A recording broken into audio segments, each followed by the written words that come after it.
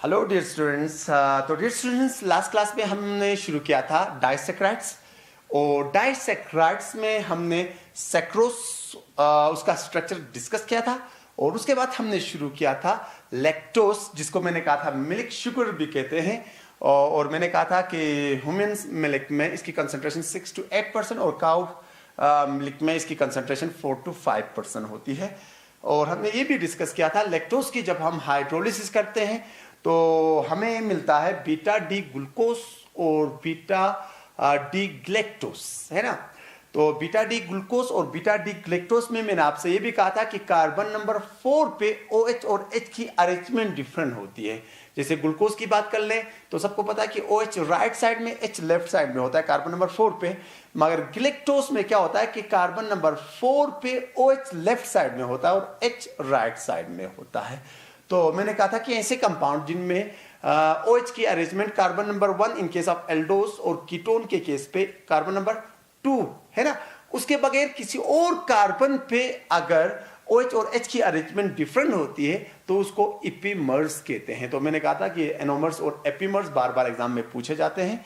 तो इपीमर्स की एग्जांपल में आप ये दे सकते हो, एक तो फर्स्ट करो अल्फा डी ग्लूकोस और अल्फा डी ग्लेक्टोस, और दूसरा क्या दे सकते हो बीटा डी ग्लूकोस और बीटा डी ग्लेक्टोस भी इसके एग्जांपल्स में आप दे सकते हो। और एनोमर्स के एग्जांपल्स में तो मैंने कहा था कि alpha D glucose beta D glucose या अल्फा डी फ्रैक्टोस और बीटा डी फ्रैक्टोस उसके एग्जांपल्स में आप दे सकते हो।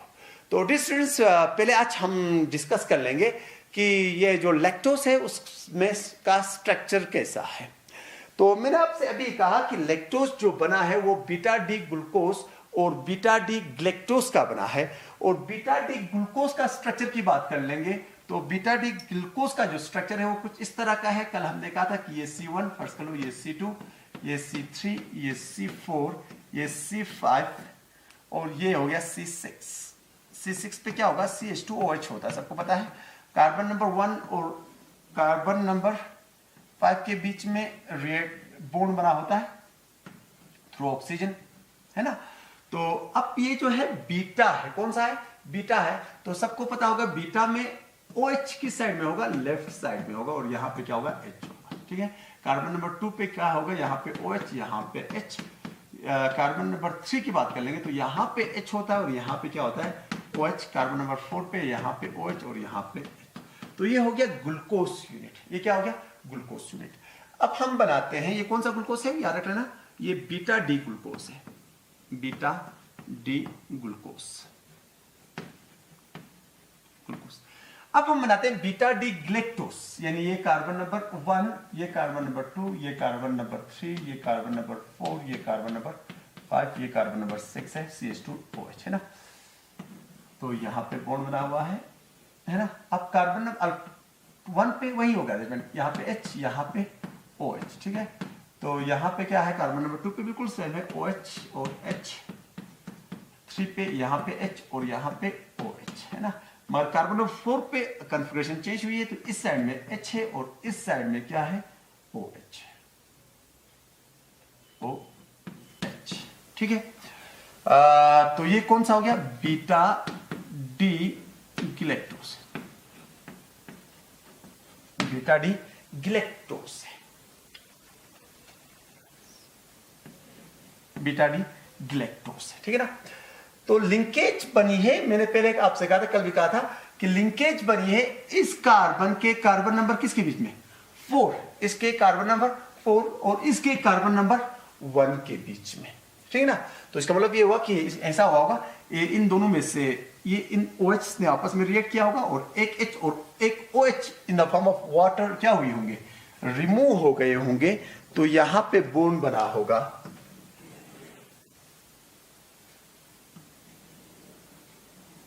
यहां पे बॉन्ड बना होगा ये वाला, है ना। तो इस बॉन्ड को हम क्या कह सकते हैं, ग्लाइकोसाइडिक लिंकेज तो कहते हैं, सबको पता है। इसको हम कह सकते हैं C4C1 ग्लाइकोसाइडिक लिंकेज, या यहां पे क्योंकि ये भी बीटा है, ये भी बीटा है, तो इसलिए इसको हम बीटा ग्लाइकोसाइडिक लिंकेज भी कह सकते हैं। क्या कह सकते हैं, beta glycosidic linkage, glycosidic linkage या बॉन्ड, ग्लाइकोसाइडिक बॉन्ड भी कह सकते हैं।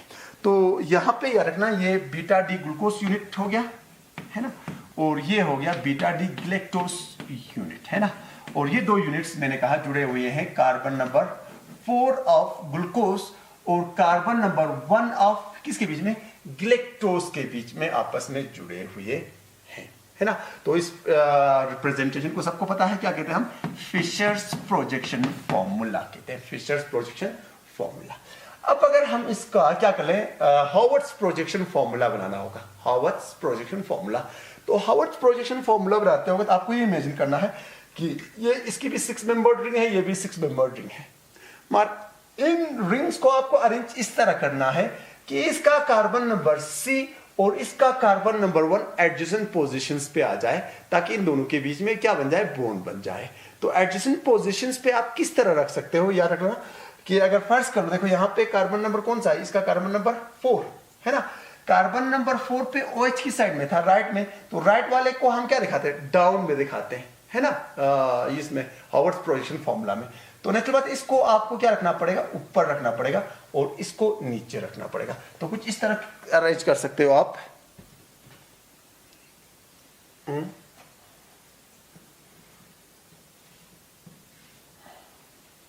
ये यहां पे क्या होगा, ऑक्सीजन, ये इसका कार्बन नंबर 1, ये कार्बन नंबर 1, ये कार्बन नंबर 2, ये कार्बन नंबर 3, ये कार्बन नंबर 4 और ये कार्बन नंबर 5। और कार्बन नंबर 5 पे क्या होगा, यहाँ पे CH2OH होगा, ठीक है, यहाँ पे क्या होगा, H होगा, है ना। तो कार्बन नंबर 1 पे क्या है, देखो यार रखना, H नीचे दिखाना है आपको, जो राइट में होगा उसको डाउन, है ना, और OH को यहाँ पे दिखाना है, क्लियर है। कार्बन नंबर 2 पे क्या करोगे, OH यहाँ पे आएगा, H यहाँ पे आएगा। कार्बन नंबर 3 पे H यहाँ पे आ जाएगा और OH यहाँ पे आ जाएगा। और कार्बन नंबर 5 पे H यहाँ पे आ जाएगा, कार्बन नंबर 4 पे ना H यहाँ पे आ जाएगा और OH यहाँ पे आ जाएगा, है ना। तो ये मैंने कौन सा यूनिट बनाया है, ये बनाया बीटा डी ग्लैक्टोज, ग्लैक्टोज बनाया। अब ग्लूकोज का क्या करना है, ग्लूकोज का कौन सा कार्बन इन्वॉल्व हो रहा है, 4, तो ये वाला कार्बन इसके साइड में होना चाहिए। तो हम यहां पे बनाएंगे कार्बन नंबर 4 सा, है ना।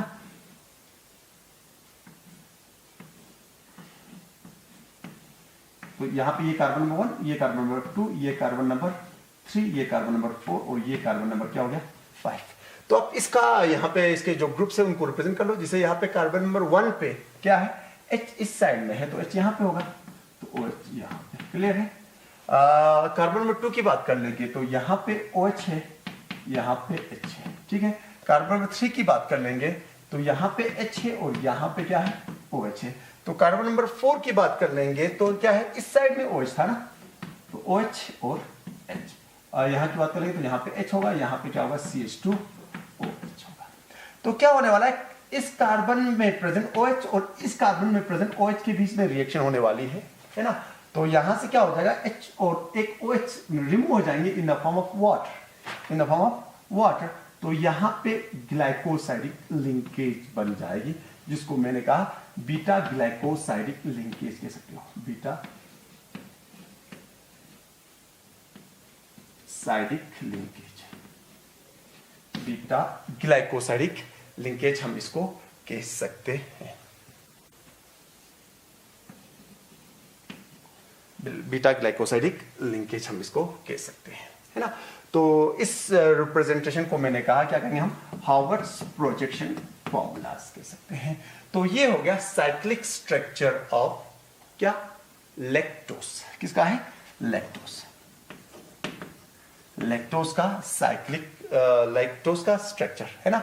जो ये है ना, इसको हम कहेंगे हावर्ड्स प्रोजेक्शन फॉर्मूलाज और इनको हम कहेंगे फिशर्स प्रोजेक्शन फॉर्मूलाज, ठीक है ना। तो this is all about lactose और लैक्टोज का स्ट्रक्चर कैसा होता है। तो डियर स्टूडेंट्स, लैक्टोज के बाद जो नेक्स्ट डाइसैकाराइड्स आपको पढ़ना है वो है माल्टोज।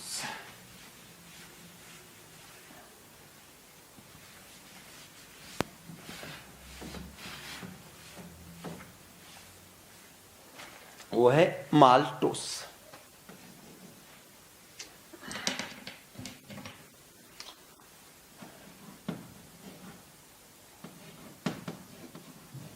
माल्टोस। जो माल्टोस है मेनली मेन प्रोडक्ट यानी ये बनता है जब हम स्टार्च की हाइड्रोलिसिस कर लें एक पर्टिकुलर एंजाइम का इस्तेमाल करके, जिसको हम डायस्ट्रेस कहते हैं। और डायस्ट्रेस जनरली हमें मिलता है जो बार्ले के सीड्स होते हैं, स्पॉटेड बार्ले के जो सीड्स होते हैं, उनमें प्रेजेंट एक एंजाइम होता है जिसको हम कहते हैं डायस्ट्रेस, उसकी हाइड्रोलिसिस की वजह से मिलता है। तो इसलिए इसको हम जनरली माल्ट शुगर भी कहते हैं, माल्ट शुगर भी कहते हैं। क्योंकि मैंने कहा कि ये माल्ट में प्रेजेंट, यानी माल्ट यानी हो गया बार्ले है ना, बार्ले में प्रेजेंट एक एंजाइम का इस्तेमाल करके हाइड्रोलाइज जब हम करते हैं किनको डाइसैकराइड्स को, तो उस वजह से आपको क्या मिलता है, माल्टोस बनता है। तो इसलिए इसको हम क्या कहते हैं, माल्ट शुगर कहते हैं। अगर हम माल्टोस ले लें और उसकी हाइड्रोलिसिस कर लें, एसिडिक हाइड्रोलिसिस कर सकते हैं एक पर्टिकुलर एंजाइम का इस्तेमाल करके, जो उसमें प्रेजेंट लिंकेज को ब्रेक कर सकता है, उस पर्टिकुलर एंजाइम का इस्तेमाल करके अगर हम माल्टोस की हाइड्रोलिसिस कर लें तो हमें क्या मिलता है, 2 units of alpha D glucose बन जाते हैं, अल्फा डी ग्लूकोज। तो यहां से ये बात क्लियर हो रही है कि माल्टोस का जो एक यूनिट है वो 2 अल्फा डी ग्लूकोज यूनिट्स की कॉम्बिनेशन की वजह से बनी है। और ये जो 2 अल्फा डी ग्लूकोज यूनिट्स हैं वो कंबाइन हुए होते हैं, एक ग्लूकोज का कार्बन नंबर 1 में 1 और दूसरे ग्लूकोज का कार्बन नंबर 4 के बीच में, एक का 1 और एक का 4 के बीच में। तो इसलिए उस जो ग्लाइकोसाइडिक लिंकेज बनता है उसको हम C1C4 ग्लाइकोसाइडिक लिंकेज, या क्योंकि यहाँ पे जो दोनों यूनिट्स हैं जो कंबाइन हुए हैं वो अल्फा डी ग्लूकोज है, तो इसलिए इसको हम अल्फा ग्लाइकोसाइडिक लिंकेज भी कह सकते हैं, जिसको आप इस तरह समझ सकते हो। अगर हम अल्फा डी ग्लूकोज का स्ट्रक्चर बना दें तो अल्फा डी ग्लूकोज का स्ट्रक्चर कैसे बनाओगे, ये कार्बन नंबर 1 है, ये कार्बन नंबर 2, ये कार्बन नंबर 3, ये कार्बन नंबर 4, ये कार्बन नंबर 5 और ये कार्बन नंबर कौन सा है 6 पे तो सबको पता है CH2OH है। कार्बन नंबर 5 और कार्बन नंबर 1 के बीच में लिंकेज बनी हुई है वाली, है ना। तो क्योंकि यहां पे आपको कौन सा बनाना है, अल्फा बनाना है, तो अल्फा में क्या होगा, OH राइट साइड में होगा और अल्फा में क्या होगा, हमने कहा था ना बीटा में क्या होता था, OH जो होता था वो लेफ्ट साइड में होता था। तो अल्फा में क्या होगा, अल्फा में क्या होगा, जो OH होगा राइट साइड में होगा और H यहां पे होगा, ठीक है ना। तो कार्बन नंबर 2 पे क्या होगा, यहां पे OH, यहां पे H, कार्बन नंबर 3 पे यहां पे H, यहां पे OH, कार्बन नंबर 4 पे यहां पे OH और यहां पे क्या होगा, H होगा, ठीक है। तो ये एक अल्फा डी ग्लूकोज यूनिट है और दूसरा ग्लूकोज का यूनिट आपको यहां पे बनाना है, ये C1, ये C2, ये C3, ये C4, ये C5 और यहां पे होगा CH2OH। क्लियर है। तो क्या है, लिंकेज जो बनी है, मैंने कहा कि एक के कार्बन नंबर 4 और दूसरे के कार्बन नंबर 1 में, तो यहाँ पे कार्बन नंबर 1 पे OH इस साइड में है और H इस साइड में है ना। और इन दोनों के बीच में ये बॉन्ड बना हुआ है, सबको पता है। यहाँ पे H होगा, यहाँ पे क्या होगा OH, यहाँ पे क्या होगा H, यहाँ पे होगा 3 पे H और यहाँ पे OH, 2 पे यहाँ पे OH, यहाँ पे भी OH, यानी बिल्कुल सेम है क्योंकि ये भी अल्फा डी ग्लूकोज है और ये भी क्या है, अल्फा डी ग्लूकोज है, ठीक है ना। तो यहाँ पे लिंकेज बनी है इसके OH और इसके कार्बन नंबर 1 के OH में, तो इसको हम जनरली इस तरह दिखाएंगे।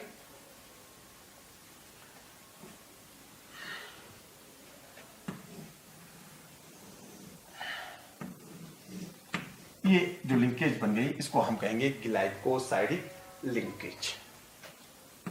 क्या कहेंगे, alpha glycosidic linkage, alpha glycosidic linkage. तो ये हो गया फिशर्स प्रोजेक्शन फॉर्मूला। अब अगर हम इसका क्या बनाएंगे, हावर्ड्स प्रोजेक्शन फॉर्मूला बनाएंगे, तो आपको फिर यही सोचना है कि ये C1 और जो C1 और C4 एडजेसेंट पोजीशंस पे आ जाए। क्या आ जाए, एडजेसेंट पोजीशंस। तो एडजेसेंट पोजीशंस पे कैसे ला सकते हैं, बिल्कुल सिंपल है। यहाँ पे देखो आपको ये इस तरह बनाओ, दो ग्लूकोज यूनिट्स को आपको साइड बाय साइड बनाना है, साइड बाय साइड, यानी C1 C2 C3 C4 और ये क्या है C5 है ना। तो ये C1 है। यहाँ पे जो राइट साइड में है उसको डाउन दिखाना है, तो यहाँ पे OH यहाँ पे होगा और H यहाँ पे होगा, और बाकी ग्रुप्स आप रिप्रेजेंट कर सकते हो, है ना। अब दूसरा जो यूनिट है उसको यहाँ पे साइड में बनाओ, इसका ये कार्बन नंबर 4 होगा, ठीक है ना।